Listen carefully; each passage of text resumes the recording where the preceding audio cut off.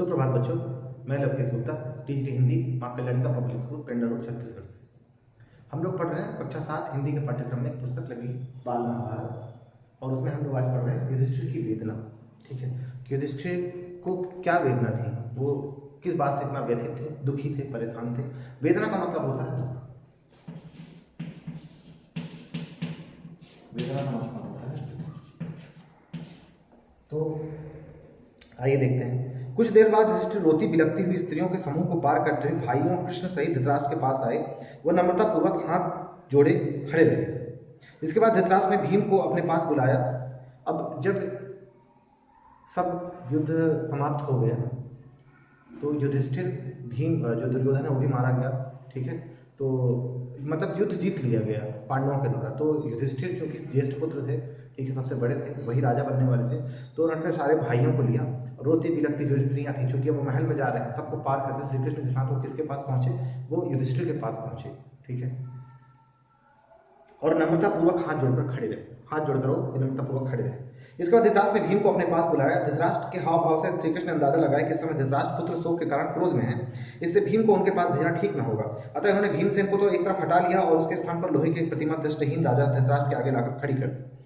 श्री कृष्ण का भय सही साबित हुआ। वृद्ध राजा ने प्रतिमा को भीम समझकर ज्यों ही छाती से लगाया, त्यों ही उन्हें याद हुआ है कि मेरे कितने ही प्यारे बेटों को इस भीम ने मार डाला है। इस विचार के मन में आते धृतराष्ट्र क्षुब्ध हो उठे और उसे जोरों से छाती से लगाकर कस लिया।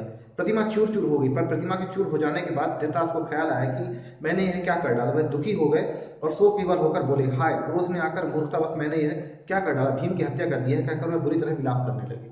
तो जब सब लोग पहुंचे तो धृतराष्ट्र ने भीम को अपने पास बुलाया कि भीम कहाँ है, मुझे मेरे प्रिय पुत्र भीम से मिला दो, मैं प्रिय पुत्र भीम को गले लगाना चाहता हूँ। तो ये बात कृष्ण को अच्छे से पता थी कि जो धृतराष्ट्र है वो अपने 100 पुत्रों के मारे जाने के बाद, खासकर दुर्योधन के मारे जाने के बाद जो है अत्यंत दुखी है, और इस समय जो है भीम को उनके सामने करना ठीक नहीं है। तो भीम के समान ही एक मूर्ति जो है, लोहे की मूर्ति को वो धृतराष्ट्र के आगे करते हैं।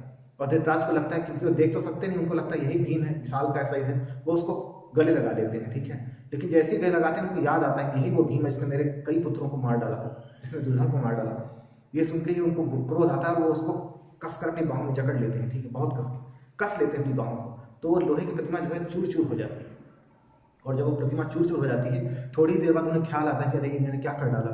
ठीक है, उनको लगा कि हाय मैंने क्या कर दिया, और बोले कि मैंने क्या कर डाला, मैंने अपने मतलब छोटे भाई के पुत्रों को, पुत्र भीम को मार डाला। ठीक है, मैं अपराधी हूँ, मैंने भीम का वध कर दिया। ठीक है, और ये सोचकर अपने मन में अत्यंत दुखी और विलाप करने लगे, रोने लग गए। ठीक है, इस पर श्री कृष्ण ने धृतराष्ट्र से कहा, राजन क्षमा करें, मुझे पहले से ही मालूम था कि क्रोध में आकर आप ऐसा काम करेंगे, इसलिए उस अनर्थ को टालने के लिए मैंने पहले से उचित प्रबंध कर रखा था। आपने जिसको नष्ट किया वह भीमसेन का शरीर नहीं था, बल्कि लोहे की मूर्ति थी। आपके क्रोध का ताप उस पर ही उतरकर शांत हो गया, भीमसेन अभी जीवित है।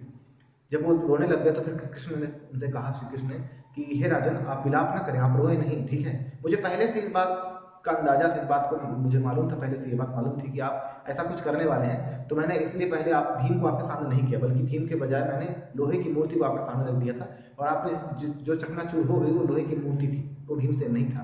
ठीक है, और भीमसेन अभी भी जीवित है, आप परेशान ना, आप विलाप ना करें। यह सुनकर धृतराष्ट्र के मन को धीरज बढ़ाकर उन्होंने अपना क्रोध शांत कर लिया। उन्होंने सभी पांडवों का आशीर्वाद देकर विदा किया। धृतराष्ट्र से आज्ञा पाकर पांचों भाई श्री कृष्ण के साथ गांधारी के पास गए। अब ये सब जब बात हो गई तो थोड़ा सा उनको मन अच्छा लगा। ठीक है, धृतराष्ट्र को भी चलो, अब सब लोगों का क्रोध भी शांत हुआ, उनका भी क्रोध थोड़ा शांत हुआ कि चलो अच्छा हुआ। ठीक है, भीम बच गया। और इसके बाद फिर जो श्री कृष्ण है वो पांचों पांडवों को उन्होंने आशीर्वाद दिया, और उसके बाद फिर वो सारे लोग गांधारी के पास गए। गांधारी का शोकोद्वेग देखकर अर्जुन भी डरकर श्री कृष्ण के पीछे ही खड़ा रहा। गांधारी का शोकोद्वेग, शोक माने दुख के कारण जो उद्वेग है, दुख के कारण जो क्रोध पैदा है। उद्वेग मतलब होता है उत्तेजना, शोकोद्वेग शोक जनित उत्तेजना।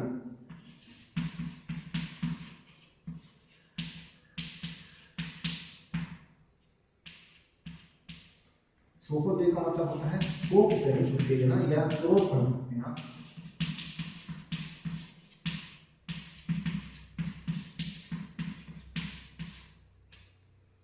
उत्तेजना या उसको क्रोध कह सकते हैं। ठीक है,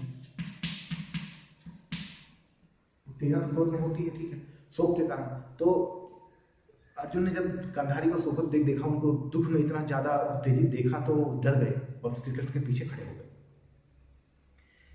कुछ बोले नहीं। गांधारी ने अपने दग्ध हृदय को धीरे धीरे शांत कर लिया और पांडवों को आशीर्वाद देकर विदा किया। युधिष्ठिर आदि सब वहां से चले गए, परंतु द्रौपदी वहीं गांधारी के पास ही रही। अपने 5 सुकुमार बालकों के मारे जाने के कारण द्रौपदी शोक विह्वल होकर रो रही थी। उसकी अवस्था पर गांधारी को बड़ी दया हुई, बोली, बेटी दुखी न हो, मैं और तुम एक जैसी ही हैं। हमें सांत्वना देने वाला कौन है? इस सबकी दोषी तो मैं ही हूँ। मेरे ही दोष के कारण आज इस कुल का सर्वनाश हुआ है, पर अब अपने को भी दोष देने से क्या लाभ। तो किसी तरह से गांधारी ने अपने दुख को संभाला, अपने मन को संभाला, मन को शांत किया और फिर सबको आशीर्वाद देकर वहां से विदा किया। सारे पांडव वहां से चले गए, लेकिन द्रौपदी वहां से नहीं, क्योंकि द्रौपदी के 5 पुत्र जो थे, 5 पुत्रों को अश्वत्थामा ने रात में शिविर में सोते हुए, ठीक है, तीर मारकर उनकी हत्या कर दी थी, उनका वध कर दिया था।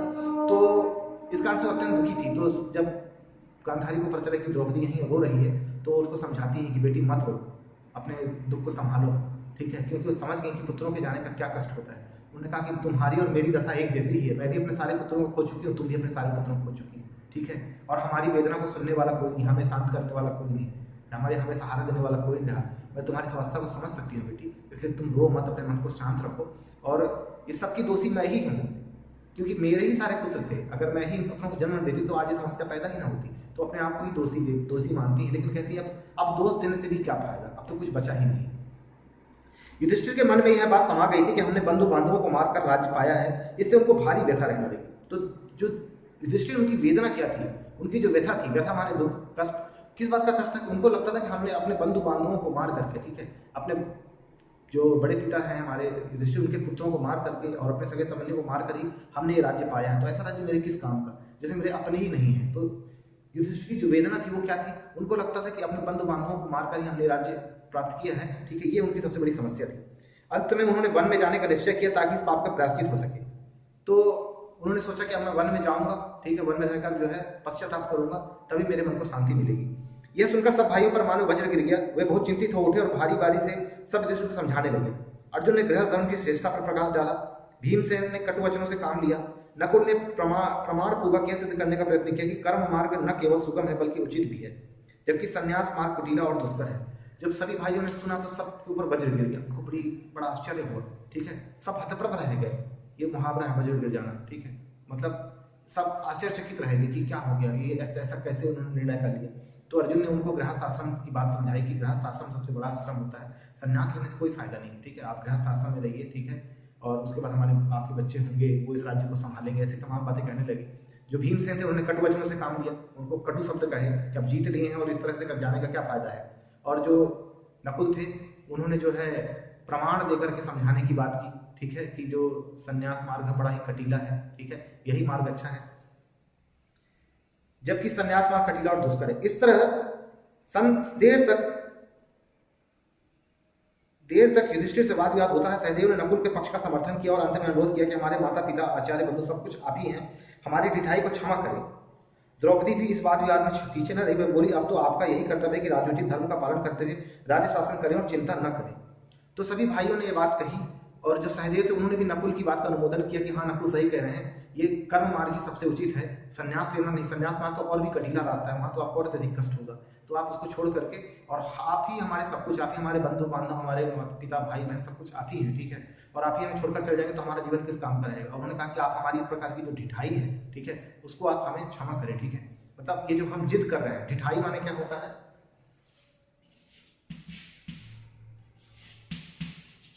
ढिठाई का मतलब होता है जिद। जो हम लोग जिद कर रहे हैं, तो आप हमारी इस जिद को, ठीक है, इसको क्षमा करें कि हम आपके भाई से जिद कर रहे हैं, सब लोग मनाने पर लगे हुए हैं। तो द्रौपदी के पीछे उन्होंने भी कहा कि अब इस तरह से संन्यास लेने से कुछ चलेगा नहीं, आप राजा हैं, ठीक है, आपने युद्ध जीता है, तो आप राजोचित धर्म का पालन करिए, एक राजा जो धर्म का पालन करता है उसको पालन करिए, और बड़े ही आराम से आप यहाँ राज्य करिए। तब शासन सूत्र ग्रहण करने से पहले युधिष्ठिर भीष्म के पास गए, जो कुरुक्षेत्र में सरसैया पर पड़े मृत्यु की प्रतीक्षा कर रहे थे। तो शासन को संभालने से पहले, राजा बनने से पहले जो है युधिष्ठिर जो उस जगह पर जाते हैं जहां पर जो भीष्म पितामह है वो बाणों की सैया पर लेटे हुए थे और अपनी मृत्यु की प्रतीक्षा कर रहे थे। पितामह युधिष्ठिर को धर्म का मर्म समझाया और उपदेश भी दिया। धृतराष्ट्र भी युधिष्ठिर के पास आकर सांत्वना देते हुए बोले, बेटा तुम्हें इस तरह शोक का विवल नहीं होना चाहिए। तो उन्होंने उनको धर्म का मर्म समझाया कि धर्म क्या है, हे युधिष्ठिर धर्म क्या है, वो उनको समझाया। और जो धृतराष्ट्र थे उन्होंने भी समझाया युधिष्ठिर को कि तुम इस तरह शोक विवल मत हो, इस तरह शोक में मत डूबो बेटा, ठीक है, अब तुम्हारा इस तरह शोक में डूबना ठीक नहीं है। जो कुछ हुआ वो तो हो गया, अब तुम आराम से राज्य करो। दुर्योधन ने जो मूर्खताएं की थी उनको सही समझकर मैंने धोखा खाया, इस कारण मेरे 100 के 100 पुत्र उसी भांति काल कवलित हो गए, जैसे सपने में मिला हुआ धन नींद खुलने पर लुप्त हो जाता है। अब तुम ही मेरे पुत्र हो, इस कारण तुम्हें दुखी नहीं होना चाहिए। उन्होंने कहा कि दुर्योधन ने जो मूर्खताएं की थी और वो जो भी बात कहता मैं उसको मानता था, उन सबको सही समझ करके मैंने हमेशा उसका साथ दिया। उसका फल क्या निकला? मेरे सारे पुत्र 100 के 100 पुत्र मेरे काल कवलित हो गए। काल कवलित का मतलब होता है मृत्यु को प्राप्त हो गए। अब जो कुछ है, जो कुछ हो, सब तुम ही हो। अब तुम ही मेरे पुत्र हो, तो इसलिए निश्चिंत होकर के तुम राज करो। तो इस पाठ में बस अभी इतना ही बच्चों।